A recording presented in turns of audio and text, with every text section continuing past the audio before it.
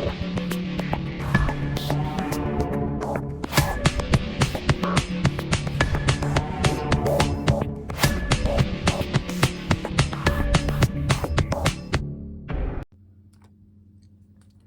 YouTube land, Tycondrius there, doing another action figure review, and today we're having a look at a new, as of 2024, Joytoy Warhammer, the Horus Heresy, Sons of Horus, Tactical Mark 6 squad armor, legionnaire with bolter and chainblade. So if you're not familiar with the Horus Heresy, it is a precursor to Warhammer 40,000, effectively called Warhammer 3000 or Warhammer 30,000, and it's supposed to represent the large scale civil war between all the different Space Marine chapters. Or it was also, I think it was also called the era of strife as well. Basically, a brief synopsis, and very brief synopsis of it, is the Emperor of Mankind, who is basically the god-like character from Warhammer 40,000. He had basically created each Space Marine chapter using a Primarch, wherein they were literally considered to be his sons, and Horus was supposed to be like first in line with him, or his right-hand man, or basically the next in line to be taking over. And they got corrupted. A bunch of them end up getting corrupted by chaos, the warp and the chaos taint and stuff like that, and it kind of accentuates a giant civil war, probably something that was already brewing. I haven't read all the books. There is a huge amount of novels that go with this, and basically it's all the early legions of Space Marines have a huge galactic civil war between each other, and some stick with chaos and some stick with the Emperor. And in the whole fallout, the Emperor is slain by Horus, who is the head Primarch of this chapter, who himself is also slain in the ensuing battle. And it basically kicks off what happens afterwards in Warhammer 40,000, where they're kind of slightly rebuilding stuff, and they're trying to get rid of all chaos. And there's been a whole bunch of stuff happens where I think the Space Marine chapters get redistributed and reformed, stuff like that. But it's something that hasn't really gone away from the 40k, from Warhammer 30,000 to Warhammer 40,000. It is still kind of a thing that kind of is in the background, but you still have all the different Astartes basically fighting among themselves, which is kind of cool. But these are the guys that kind of kicked the whole thing off, which was the Sons of Horus and Horus himself. So I couldn't pass up getting one of these guys. And to be fair, these are the old Beaky miniatures, or based on the old Beaky miniatures. And if you're familiar with those, they were the very first plastic Space Marine kit called RTB01, or Rogue Trader Space Marines. And all of them had these affectionately called Beaky helmets, and they were also called Space Wombles because of that pointy helmet. So I couldn't pass up the opportunity of getting one of these guys to review. There is a few other figures in this wave. In fact, there's I believe there's Command Castilians, I think they're called. They're similar to how the Black Templars have their leaders, I think. But I just got one of the basic troopers. There is a couple of other basic troopers with kind of different loadouts. There's one more close combat orientated. There's one that has a banner, and I think there's one that comes with a special weapon. But I just got the basic of basic kind of guys. These are essentially army builders. They don't come with the alternate unhelmeted head like some of the other figures come with, that are denoting characters or specific characters. So you do have that. But we will move on to the box before I start rabbiting on about more other stuff. So this is the box he comes with. As you can see, it's very similar in design and aesthetics to the original, well, not the original, but the current edition 40k ones. So if I bring in one of the more kind of recent 40k, you can see that this is for the Emperor's Champion. So it does have different logos, because one is Warhammer 4000, the other one's the Horus Heresy era. But you can see that it's very similar in design. You kind of have they kind of reversed it in the sense that you have the black border on this side and you have a white border here.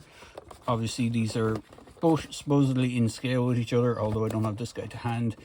I just have his box at hand. They both come with the plastic tray. They also come with the plastic stand, which I have here, which is in it. These used to come with the figures before. They started packing them in with more recent figures, so it's why I don't generally have them to hand, or my earlier figures never had them. But you can see the kind of difference in the boxes. There is not much in the difference other than faction and which era of the game system that they are from. So according to this, it is a 12cm action figure, and it says the same thing on the Emperor's Champion.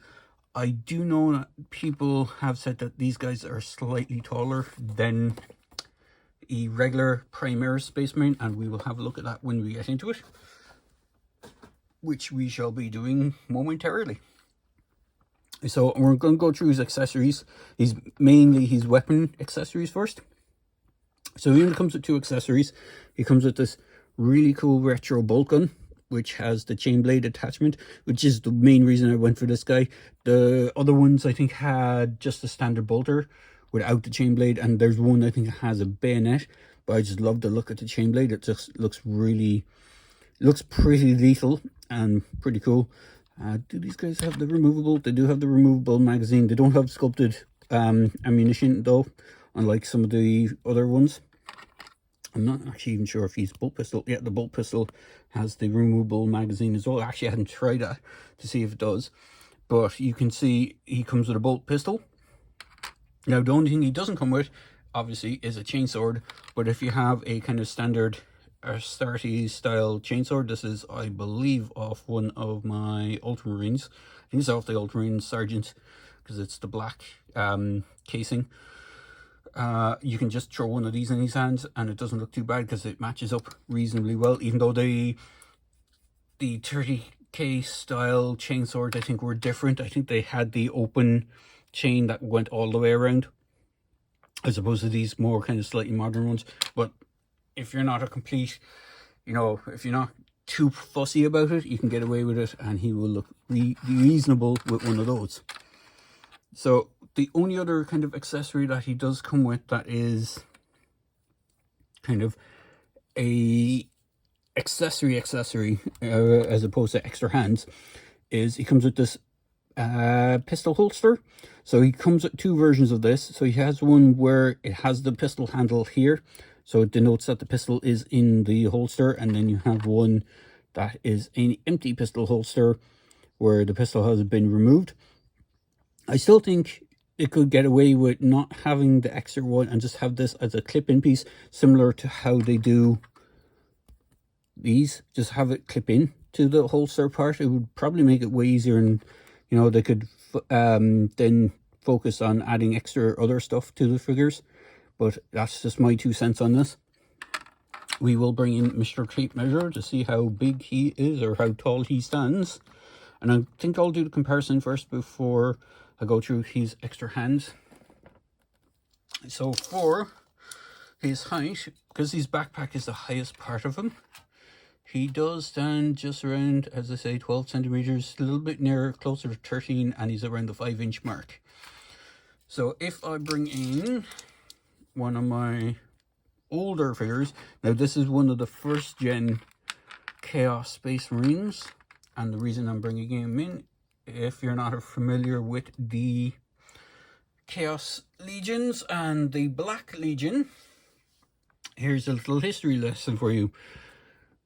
These guys, aka the Sons of Horus, after everything was said and done and they still decided they were siding with Chaos, became the Black Legion. And instead of Horus being their leader, because Horus had been KIA'd, the leader of these guys is Abaddon.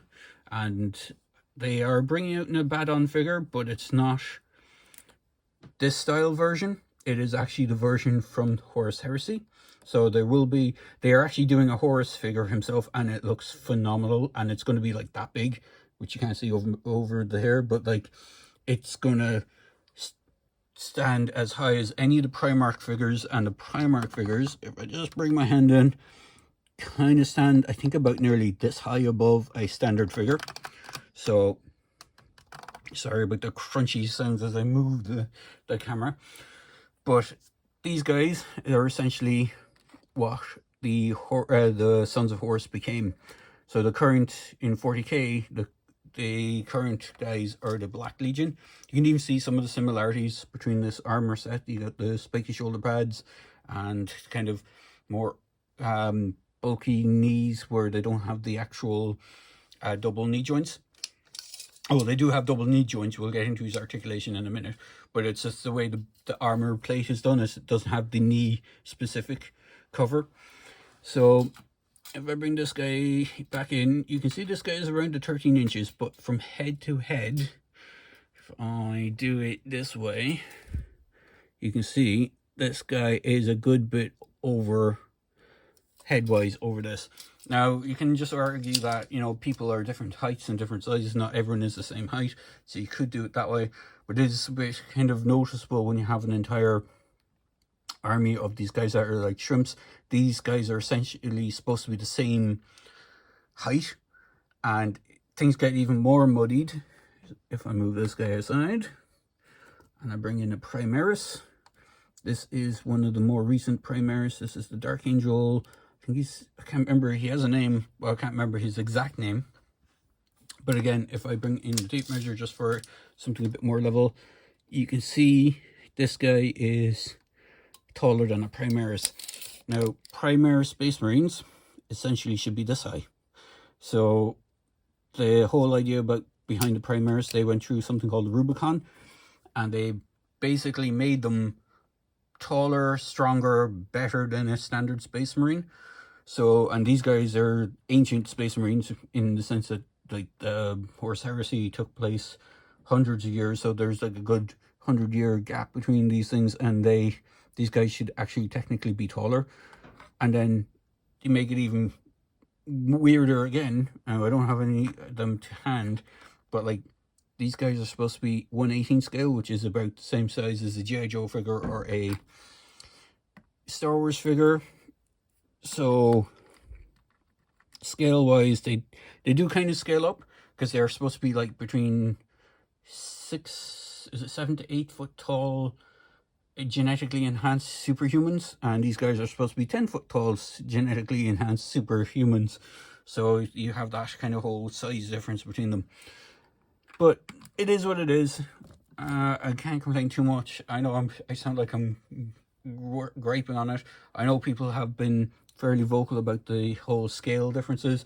Even the Imperial Guardsmen figures that they do, and I have done reviews for them, they are kind of overscaled as well, because they are taller than a kind of standard Stormtrooper or a G.I. Joe figure.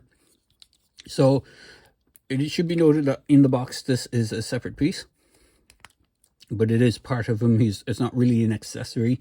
It is articulated with the air vents or the thrusters or whatever you want to call these. I think they're supposed to be kind of air vents for recycling air and purifying air, if I remember correctly.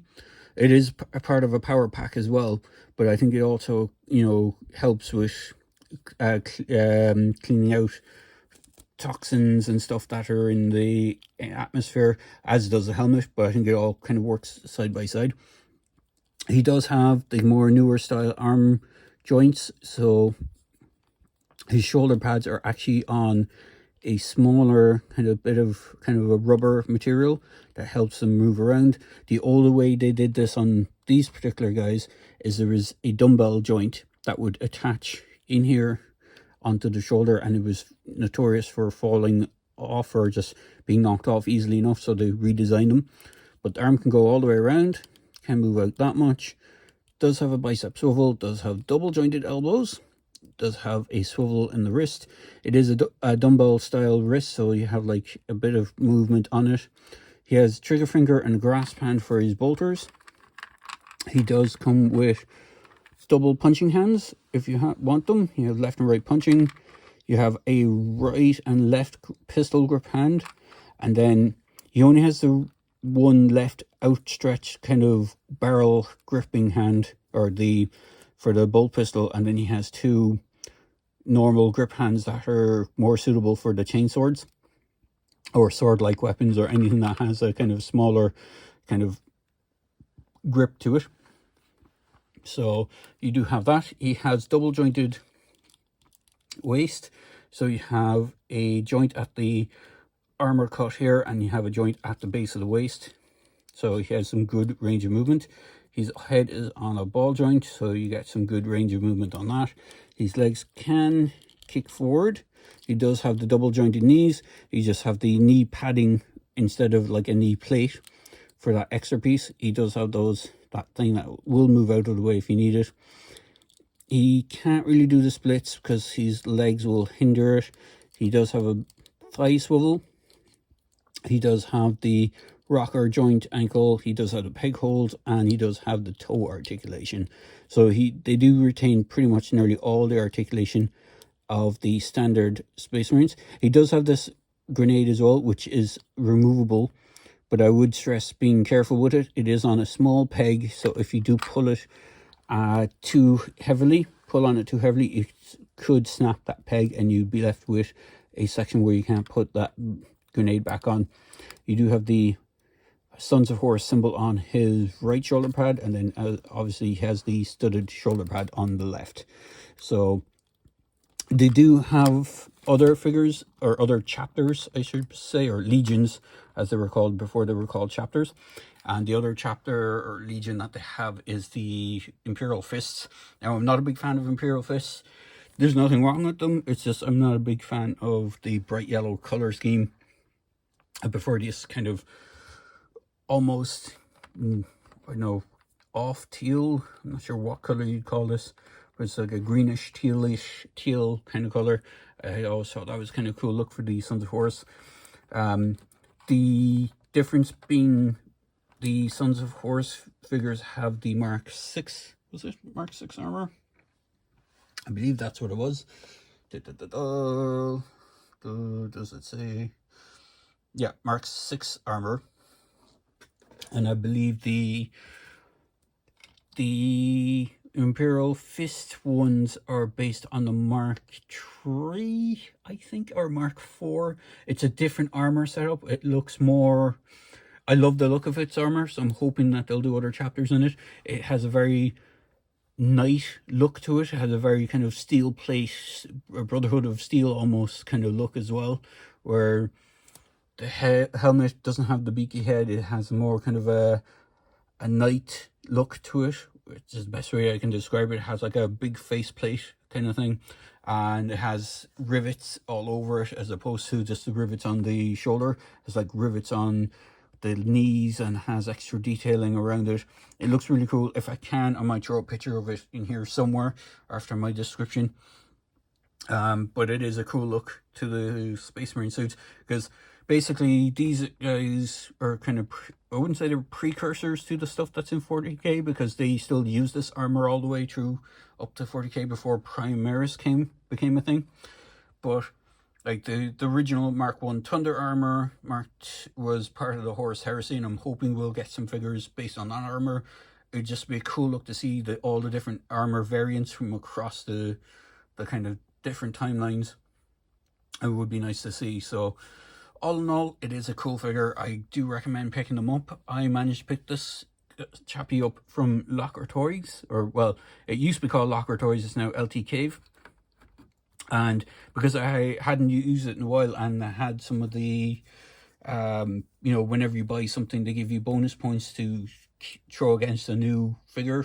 So I had some of those left over. So instead of paying like the full whack for this guy, I managed to get him for a little bit cheaper than what he was, because I'm trying to budget things. And it was just nice that he all those extra points that I had saved up, managed to knock this guy down under the $10 mark. So, and it was free shipping, so I couldn't pass that up just to see what this guy was like. But he is a good, they are a bit more expensive than that normally. So there you go, guys. I hope you enjoyed this video review of the Space Marine Horus Heresy, the Horus Heresy Sons of Horus figure. And as always, please feel free to like, comment, and subscribe to my channel. Cheers, guys.